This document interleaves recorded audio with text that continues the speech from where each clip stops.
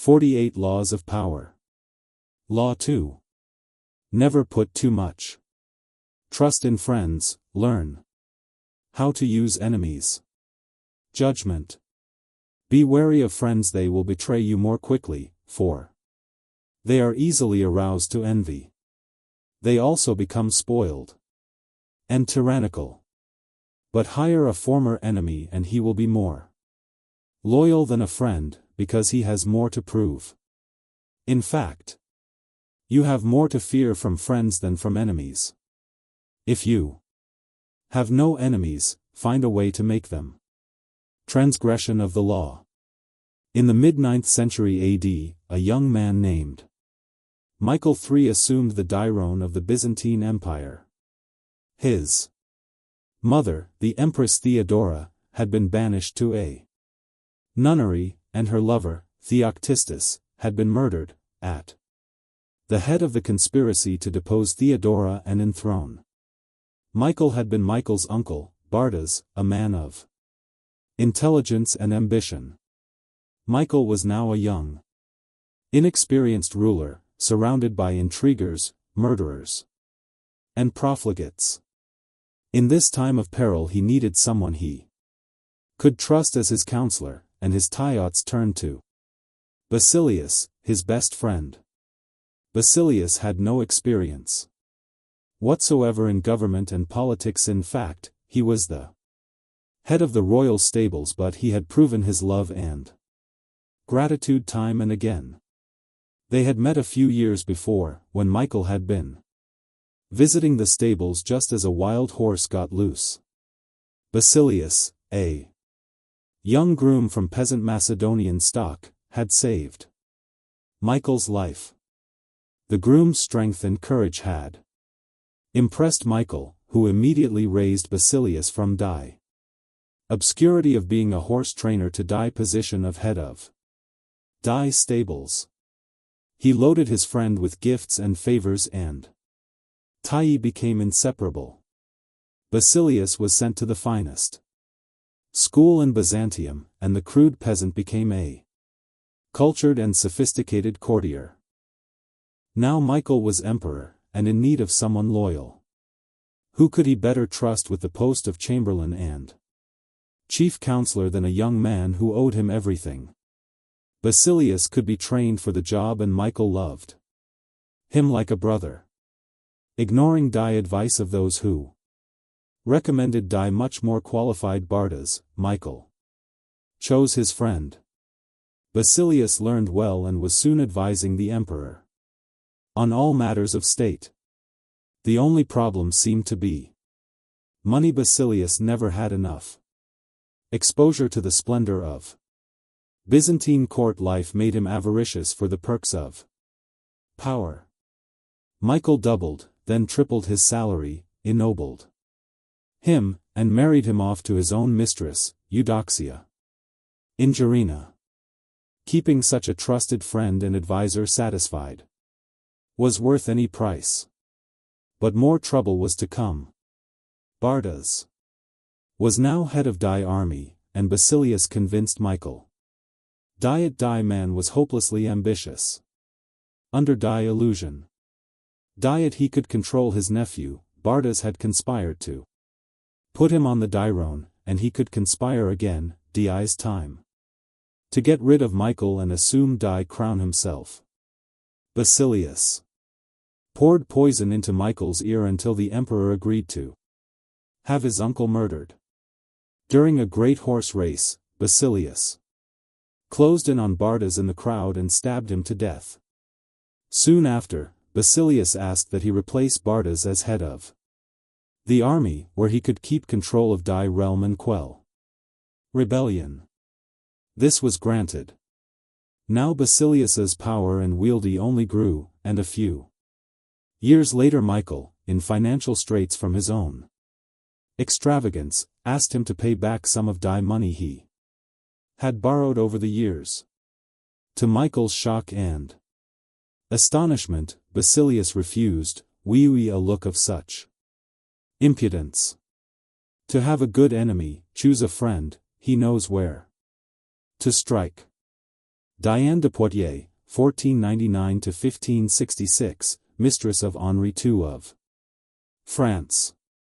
Every time I bestow a vacant office I make 100 discontented persons and one ingrate. Louis XIV, 1638–1715. Thus for my own part one have more than once been deceived by the person I loved most and of whose love, above everyone else's, I have been most confident. So that I believe that it may be right to love and serve one person above all others, according to merit and worth, but never to trust so much in this tempting trap of friendship as to have cause to repent of it later on. Baldassari. Castiglione. 1478–1529. Il2. Snack. Tiki Armker. Am, Tikikona snake chased by hunters asked a farmer to save its life. To hide it from its pursuers, the farmer squatted and let the snake crawl into his belly. But when the danger had passed and the farmer asked the snake to come out, the snake refused. It was warm and safe inside. On his way home, the man saw a heron and went up to him and whispered what had happened. The heron told him to squat and strain to eject the snake. When the snake snuck its head out, the heron caught it, pulled it out, and killed it. The farmer was worried that the snake's poison might still be inside him, and the heron told him that the cure for snake poison was to cook and eat 6 white fowl. "You, a white fowl," said the farmer. "You'll do for a start." He grabbed the heron, put it in a bag, and carried it home, where he hung it up while he told his wife what had happened. "I'm surprised at you," said the wife. "The bird does you a kindness, rids you of the evil in your belly, saves your life in fact, yet you catch it and talk of killing it." She immediately released the heron, and it flew away. But on its way, it gouged out her eyes. Moral: when you see water flow wing uphill, it means that someone that emperor suddenly realized his predicament. The former stable boy had more money, more allies in the army and senate, and in the end more power than the emperor himself. A few weeks later, after a night of heavy drinking, Michael awoke to find himself surrounded by soldiers. Basilius watched as they stabbed the emperor to death. Then, after proclaiming himself emperor, he rode his horse through the streets of Byzantium, brandishing the head of his former benefactor and best friend at the end of a long pike. Interpretation: Michael III staked his future on the sense of gratitude he thought Basilius must feel for him. Surely Basilius would serve him best. He owed the emperor his wealty, his education, and his position. Then, once Basilius was in power, anything he needed it was best to give to him, strengthening the bonds between the two men. It was only on the fateful day when the emperor saw that impudent smile on Basilius's face he realized his deadly mistake. He had created a monster. He had allowed a man to see power up close, a man who wanted more, who asked for anything and got it, who felt encumbered by the charity he had received and simply did what many people do in such a situation: they forget the favors they have received and imagine they have earned dire success by their own merits. At Michael's moment of realization, he could still have saved his own life, but friendship and love blind every man to their interests. Nobody believes a friend can betray. And Michael went on disbelieving until the day his head ended up on a pike. "Lord, protect me from my friends, I can take care of my Enemies. Voltaire, 1694–1778. Observance of the law. For several centuries after the fall of the Han dynasty, AD 222, Chinese history followed the same pattern of violent and bloody coups, one after the other. Army men would plot to kill a weak emperor, Dain would replace him on the dragon throne with a strong general. The general would start a new dynasty and crown himself emperor. To ensure his own survival, he would kill off his fellow generals. A few years later, however, Dai pattern would resume. New generals would rise up and assassinate him or his sons in their turn. To be emperor of China was to be alone. Surrounded by a pack of enemies, it was Dai's least powerful, least secure position in the realm. In AD 959, General Chao Kuangyin became emperor. Sung. He knew Dai odds, Dai probability diet witty in a year or two he would be murdered. How could he break the pattern? Soon after becoming emperor, Sung ordered a banquet to celebrate the new dynasty, and invited Dai's most powerful commanders in Dai army. After Tai had drunk much wine, he is repaying a kindness. African folk faff dismissed the guards and everybody else except the generals, who now feared he would murder them in one fell swoop.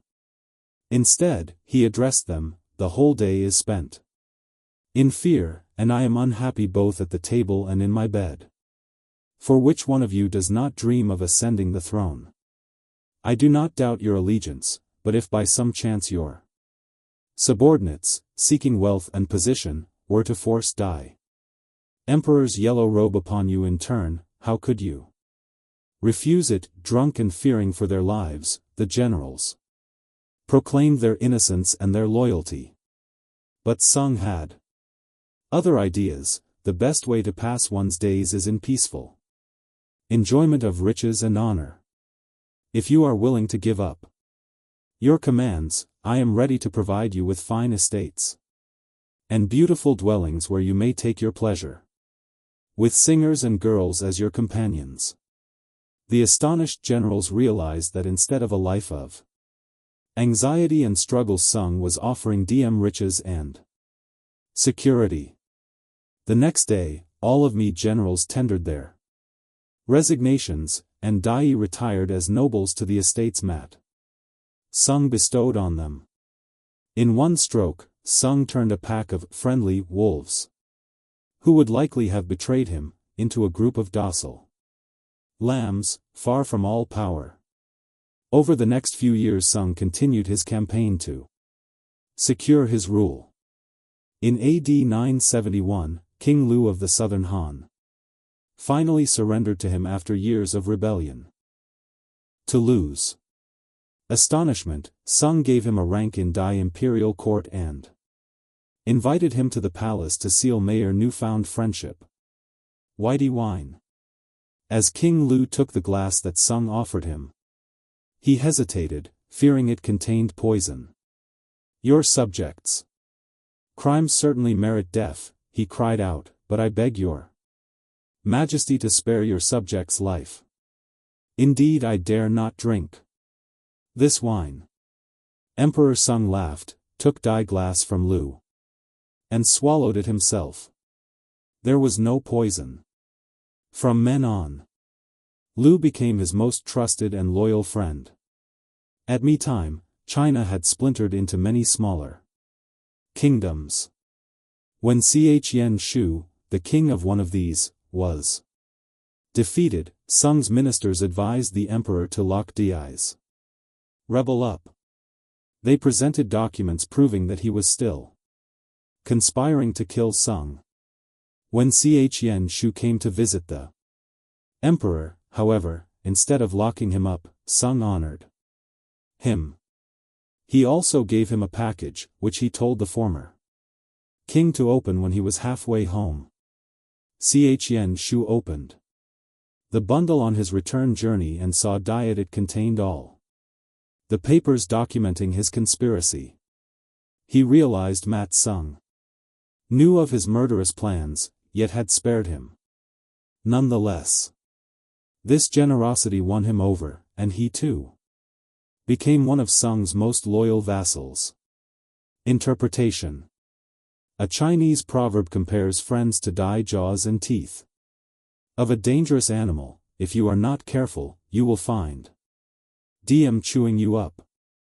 Emperor Sung knew jaws he was passing between when he assumed Dairon. His friends in Dai army would chew him up like meat, and if he somehow survived, his friends in the government would have him for supper. There are many who think therefore that a wise prince ought, when he has the chance, to foment astutely some enmity, so that by suppressing it he will augment his greatness. Princes, and especially new ones, have found more faith and more usefulness in those men, whom at the beginning of their power they regarded with suspicion, than in those they at first confided in. Pandolfo Petrucci, Prince of Siena, governed his state more by those whom he suspected than by others. Niccolò Machiavelli, 1469–1527. A Brahmin, a great expert in Veda who has become a great archer as well, offers his services to his good friend, who is now the king. The Brahmin cries out when he sees the king, "Recognize me, your friend." The king answers him with contempt and then explains, "Yes, we were friends before, but our friendship was based on what power we had. I was friends with you, good Brahmin, because it served my purpose. No pauper is friend to the rich, no fool to the wise, no coward to the brave. An old friend who needs him, it is two men of equal wealth and equal birth who contract friendship and marriage. Not a rich man and a pauper. An old friend who needs him." The Mahabharata, c. 3rd century BC. Pick up a bee from kindness, and learn the limitations of kindness. Sufi proverb. Emperor Sung would have no truck with friends. He bribed his fellow generals with splendid estates and kept them far away. This was a much better way to emasculate them than killing them, which would only have led other generals to seek vengeance. And Sung would have nothing to do with friendly ministers. More often than not, they would end up drinking his famous cup of poisoned wine. Instead of relying on friends, Sung used his enemies, one after the other, transforming them into far more reliable subjects. While a friend expects more and more favors, and seethes with jealousy, these former enemies expected nothing and got everything. A man suddenly spared the guillotine is a grateful man indeed, and will go to ends of earth for the man who has pardoned him.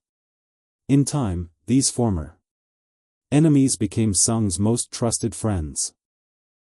And Sung was finally able to break pattern of coups, violence, and civil war. The Sung dynasty ruled China for more than 100 years.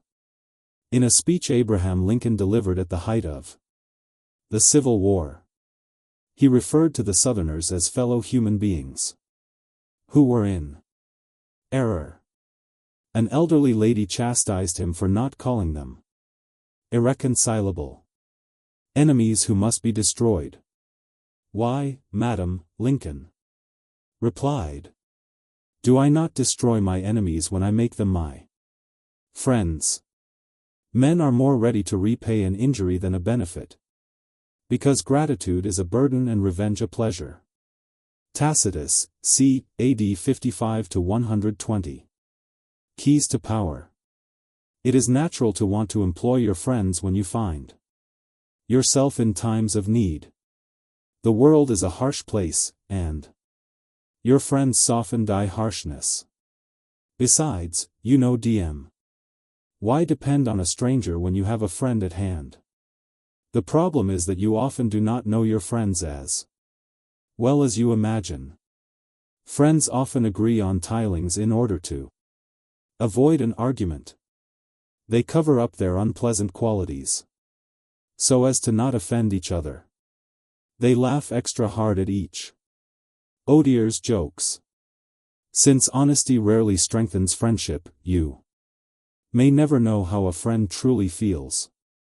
Friends will say that they love your poetry, adore your music, envy your taste in clothes. Maybe they mean it, often they do not. When you decide to hire a friend, you gradually discover the qualities he or she has kept hidden. Strangely enough, it is your act of kindness it unbalances everything. People want to feel they deserve their good fortune. The receipt of a favor can become oppressive. It means you have been chosen because you are a friend, not necessarily because you are deserving. There is almost a touch of condescension in the act of hiring friends. Its secrecy afflicts them. The injury will come out slowly, a little more honesty, flashes of resentment and envy here and there, and before you know it your friendship fades.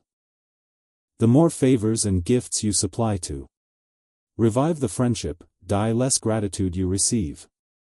Ingratitude has a long and deep history. It has demonstrated its powers for so many centuries that it is truly amazing that people continue to underestimate them. Better to be wary. If you never expect gratitude from a friend, you will be pleasantly surprised when they do prove grateful. The problem with using or hiring friends is that it will inevitably limit your power. The friend is rarely the one who is most able to help you, and in the end, skill and competence are far more important than friendly feelings. Michael III had a man right under his nose who would have steered him right and kept him alive. That man was Bardas. All working situations require a kind of distance between people. You are trying to work, not make friends. Friendliness, real or false, only obscures that fact. The key to power, then, is the ability to judge who is best able to further your interests in all situations. Keep friends for friendship, but work with the skilled and competent. Your enemies, on the other hand, are an untapped gold mine that you must learn to exploit. When Talleyrand, Napoleon's foreign minister, decided in 1807 that his boss was leading France to ruin, and the time had come to turn against him, he understood the dangers of conspiring against the emperor. He needed a partner, a confederate. What friend could he trust in such a project? He chose Joseph Fouché, head of the secret police, his most hated enemy, a man who had even tried to have him assassinated. He knew that their former hatred would create an opportunity for an emotional reconciliation. He knew that Fouché would expect nothing from him, and in fact would work to prove that he was worthy of Talleyrand's choice. A person who has something to prove will move mountains for you. Finally, he knew that his relationship with Fouché would be based on mutual self-interest, and would not be contaminated by personal feeling. The selection proved perfect, although the conspirators did not succeed in toppling Napoleon. The union of such powerful but unlikely partners generated much interest in the cause. Opposition to the emperor slowly began to spread. And from then on, Talleyrand and Fouché had a fruitful working relationship. Whenever you can, bury the hatchet with an enemy, and make a point of putting him in your service. As Lincoln said, you destroy an enemy when you make a friend of him. In 1971, during the Vietnam War, Henry Kissinger was the target of an unsuccessful kidnapping attempt, a conspiracy involving, among others, the renowned Anti-war activist priests, the Berrigan brothers, 4 more. Catholic priests, and 4 nuns. In private, without informing the Secret Service or the Justice Department, Kissinger arranged a Saturday morning meeting with 3 of the alleged kidnappers, explaining to his guests that he would have most American soldiers out of Vietnam by mid-1972. He completely charmed them. They gave him some kidnap Kissinger buttons, and one of them remained a friend of his for years, visiting him on several occasions. This was not just a one-time ploy. Kissinger made a policy of working with those who disagreed with him. Colleagues commented that he seemed to get along better with his enemies than with his friends. Without enemies around us, we grow lazy. An enemy at our heels sharpens our wits, keeping us focused and alert. It is sometimes better. Pitch.oiti.v, be greater than 01 Li Iacmix. King Hiero chanced upon a time, speaking with one of his enemies, to be told in a reproachful manner that he had stinking breath. Whereupon the good king, being somewhat dismayed in himself, as soon as he returned home chided his wife, "How does it happen that you never told me of this problem?" The woman, being a simple, chaste, and harmless dame, said, "Sir, I had thought all men's breath had smelled so. Thus it is plain that faults that are evident to the senses, gross and corporal, or otherwise notorious to the world, we know by our enemies sooner than by our friends and familiars." Plutarch, c. AD 46-120. Then, to use enemies as enemies rather than transforming them into friends or allies. Mao Zedong saw conflict as key in his approach to power. In 1937 the Japanese invaded China, interrupting the civil war between Mao's communists and their enemy, the nationalists. Fearing that the Japanese would wipe them out, some communist leaders advocated leaving the nationalists to fight the Japanese, and using the time to recuperate.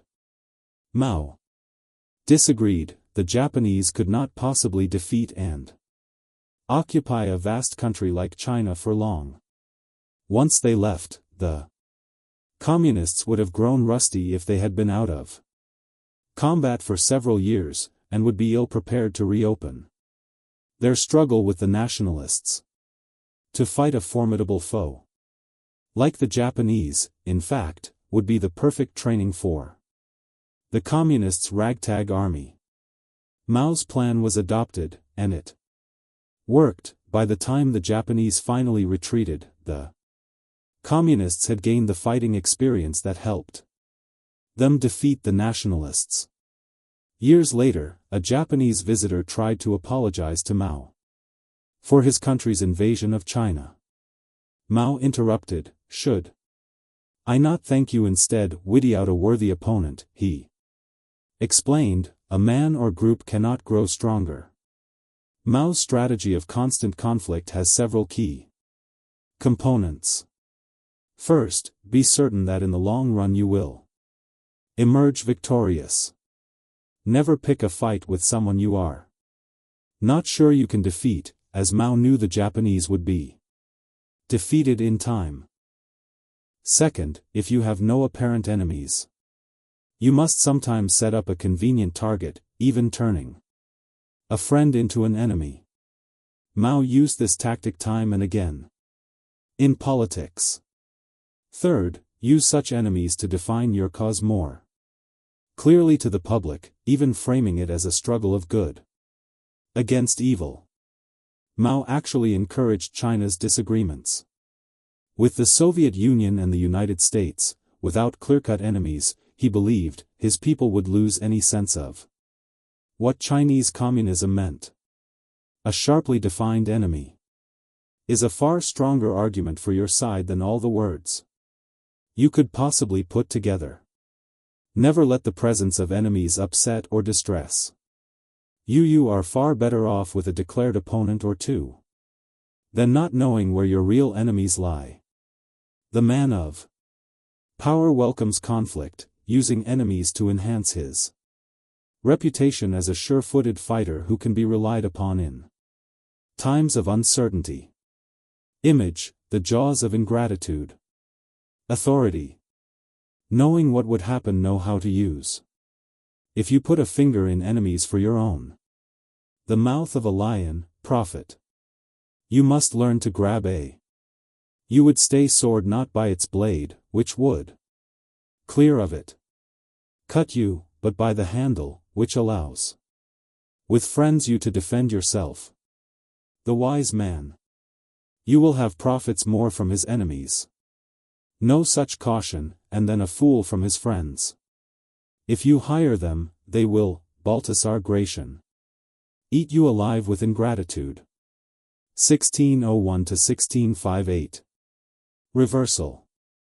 Although it is generally best not to mix work with friendship, there are times when a friend can be used to greater effect than an enemy.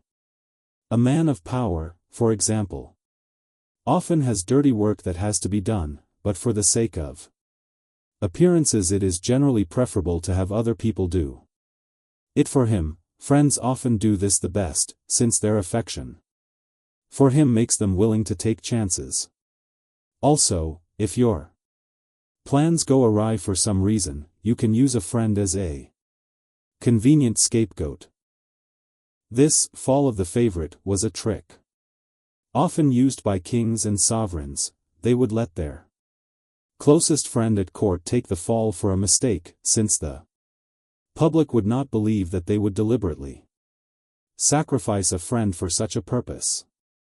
Of course, after you play that card, you have lost your friend forever. It is best, then, to reserve the scapegoat role for someone who is close to you, but not too close. Finally, the problem about working with friends is that it confuses the boundaries and distances that working requires. But if both partners in the arrangement understand the dangers involved, a friend often can be employed to great effect. You must never let your guard down in such a venture, however. Always be on the lookout for any signs of emotional disturbance such as envy and ingratitude. Nothing is stable in the realm of power, and even the closest of friends can be transformed into the worst of enemies.